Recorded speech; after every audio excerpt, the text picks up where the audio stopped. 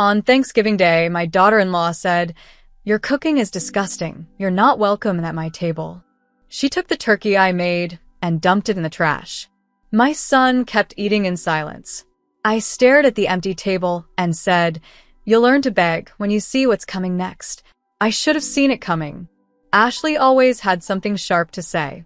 From the moment Jason brought her home, she made it clear I was just part of his past, not his future.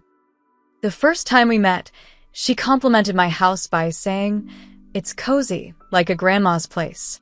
I was 54, but I smiled. I stayed polite. I told myself she just needed time. She was young, ambitious, career-minded. I didn't want to be one of those overbearing mothers-in-law, so I backed off. I let them build their life, even if it meant seeing less of Jason than I used to. Thanksgiving was always my thing. I hosted every year for almost 3 decades. My husband passed 10 years ago, so it became my way of keeping the family together. Last year, Ashley didn't even show up, said she had work stress and needed a break. Jason came alone and barely stayed an hour. I should have paid more attention to that. This year, she texted me a month before. "We're hosting Thanksgiving this year. Hope that's okay." That's all it said. No call. No discussion. Just a text. I replied, "Of course. Want me to bring anything?" She wrote back, "We've got it all handled. If you insist, bring your turkey." If I insist. Like it was a favor. Like I was being tolerated. Still, I put my heart into it. I treated it like any other year. I bought a fresh 16-pound bird, brined it overnight with herbs and citrus, stuffed it with the same dressing Jason loved as a boy. I made sure it was perfect. It felt like the only part of the holiday I still had. I arrived on time, 3 p.m. sharp. Jason opened the door. No hook, no smile. Just a flat, "Hey." He didn't even take the pan from me. Ashley was in the kitchen with her sister, laughing about something I couldn't hear. Wine was already flowing. Her eyes flicked to me and then down at the pan. I smiled, said, "Turkey's hot and ready to rest a bit. Should be perfect by dinner."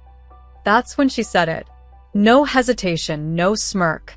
Just stone cold. "You really brought that dry old thing again?" I blinked, thinking I must have heard her wrong. "It's the same recipe Jason grew up loving." She put down her wine, walked over, and said loud enough for everyone to hear, "Your cooking is disgusting. You're not welcome at my table." Then she picked up the entire roasting pan, still hot, and dumped it straight into the trash. The sound of the foil tearing, the thud of the bird hitting the bottom of the garbage can, that noise is burned into my memory. I turned to Jason, my only child, the boy I raised on my own after his father died. He was sitting there, chewing a roll, staring at his plate like nothing happened. Not a word, not even a glance in my direction. Her sister sipped wine and looked away. The air was thick with tension, but nobody moved. I looked at that trash can. My turkey, the hours I spent, the decades of tradition gone, replaced by cold silence and fake smiles. I said, calmly, clearly, "You'll learn to beg when you see what's coming next." Then I picked up my purse, turned, and walked out. I sat in my car outside for 20 minutes, shaking. Not from anger, yet, but from the humiliation. The way she said it, the way Jason just let it happen. Like I was nothing. I thought about every time I bent over backward to make holidays special. Every time I defended her, told my friends, she just needs time. I thought about the look in her eyes, like she enjoyed it. That's when I knew I wasn't just hurt. I was done, and they had no idea what that really meant. After I left their house that day, I told myself I wouldn't cry. But I sat in my car for nearly an hour, parked 2 blocks away, just staring at the dashboard. My hands wouldn't stop shaking. I didn't get a text that night. Not from Jason. Not from Ashley. Not even a fake "thanks for coming." Nothing. The next day, I called my sister in Pennsylvania and told her everything. She gasped, said, "That girl is evil." But then she asked the question that kept clawing at my gut. Why didn't Jason stop her? I didn't have an answer. That was the part one couldn't get past. It wasn't just Ashley's cruelty. It was my son's silence. I waited 3 days before texting him. Just one message. Didn't expect that. Hope you're okay. He didn't reply. A week later, I saw pictures on Facebook. Ashley had posted a whole album titled Our First Thanksgiving as hosts Red Heart, full of posed smiles, perfect dishes, table decor, and caption after caption about how grateful she was. Not a single photo of me. Not even a mention. Then I noticed something that made my stomach drop. The turkey in those pictures, it was mine. She had taken a photo of it right before dumping it in the trash. Used it in her post like it had been served. Like she was proud of it. That wasn't just cruelty. That was deliberate. So I did something I'd never done before. I showed up at Jason's office. I waited in the lobby, and when he came out and saw me, his face went pale. Mom, what are you doing here? I need 5 minutes. That's all. He sighed, then led me to a bench outside. I didn't yell. I didn't cry. I just said, you let her humiliate me. In your home. On Thanksgiving. He looked away. I said, you didn't defend me. You didn't even look at me. He finally muttered, Ashley didn't mean it like that. I laughed. She dumped the turkey in the trash in front of everyone. What exactly did she mean? He just sat there, quiet. That's when I realized he wasn't defending her. He was afraid of her. Is this what marriage looks like now? I asked. You sit and eat rolls while your wife degrades your mother? He stood up, said, I have to get back to work, and walked away. I drove home with tears blurring my eyes, but something in me had hardened. I'd buried my husband, raised Jason alone, kept our home running while working nights at the hospital. I had sacrificed everything for him. And now I was being erased from my own family. A week after that, I was cut from the family group chat. Just gone. I only found out when my cousin texted me, Hey, what's this about you not being in the Christmas photo plans? That was Ashley's next move, Christmas. She announced to everyone that they'd be doing a smaller gathering this year, and she was planning something, just for our generation. My own family didn't know what to say. Most of them didn't want to get involved, but some did. My niece reached out, said she was sorry, said it was clear Ashley was running the show. Then it got worse.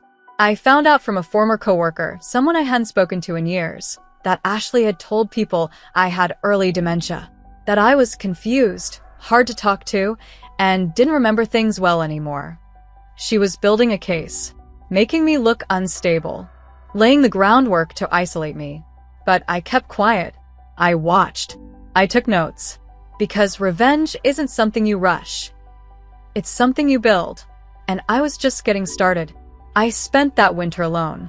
No calls, no cards, not even a text on Christmas Day. Jason used to call me every Sunday without fail. Now it had been over a month of silence. What Ashley was doing to me wasn't just personal, it was strategic. She was cutting off every connection, rewriting the story of who I was. The dementia lie spread quietly. I didn't even know how far it had gone until I went to a community meeting at church, one I'd been part of for years. An old friend there, Carol, said, You look good, especially with everything going on. I asked what she meant. She hesitated, then said gently, I heard things are getting hard for you memory-wise, that you're not safe to be alone. I didn't argue. I just nodded and left. I drove home in silence. That night, I pulled out old photo albums. I looked through baby pictures, birthdays, Jason's graduation. Every memory felt like it belonged to a different life. Because in this new one, I was being rewritten. Then came the legal papers. I got a certified letter in March. It was from a firm in San Jose, a precautionary family power of attorney agreement, drafted on my behalf, without my consent. Jason's name was listed as Emergency Health Proxy. It had Ashley's fingerprints all over it. I took it straight to a lawyer. She read it, shook her head, and said, They're trying to set the stage. Slowly. If you don't challenge this, it could be used against you later. Ashley wasn't just trying to insult me anymore. She was trying to remove me. I started keeping a folder. Every email, every social post, every voicemail. I made copies of everything. I installed cameras around my house. I scanned every document from my doctor proving my mental fitness. I created a paper trail. Not for Jason, but for the courts if it came to that. Then I found something that changed everything.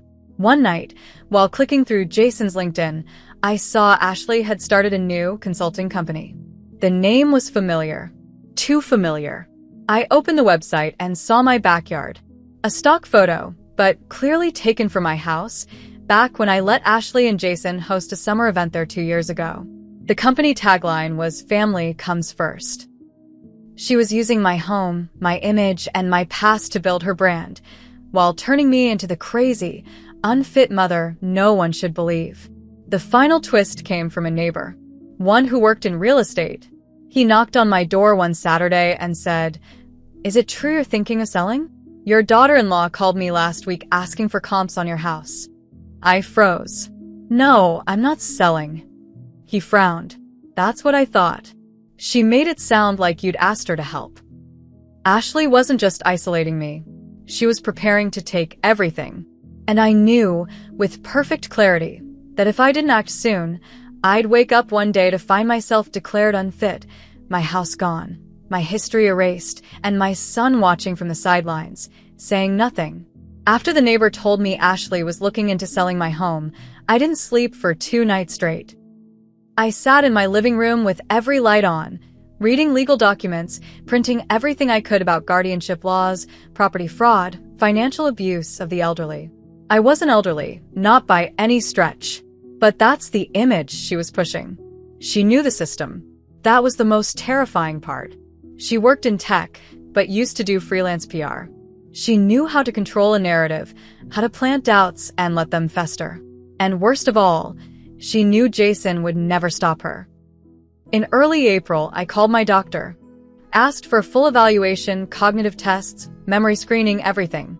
Not because I doubted myself, but because I needed a paper trail to prove what was true. I passed with flying colors.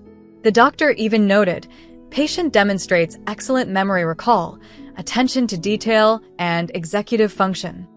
I paid extra to have it notarized and filed with a legal copy at my attorney's office. I had to treat my own child like an adversary. That truth was harder to swallow than any insult Ashley ever threw at me. A week later, I was at the grocery store when I ran into an old coworker of mine, Donna. She used to work nights with me back at the hospital. We hadn't seen each other in 5 years. "Hey, I heard Jason and Ashley are moving into that new build over in Mountain Oaks," she said. That stopped me cold. "What new build?" She paused. "You didn't know?" No. I didn't. Turns out, Jason and Ashley had already put down an offer on a new house. A 6-bedroom. Out of their price range, unless they had extra money coming from somewhere. I looked it up online that night. Public record said, pending. I called the realtor the next morning, pretending to be a buyer. Got the price. It was $1.4 million. That same day, I pulled my credit report and banking records.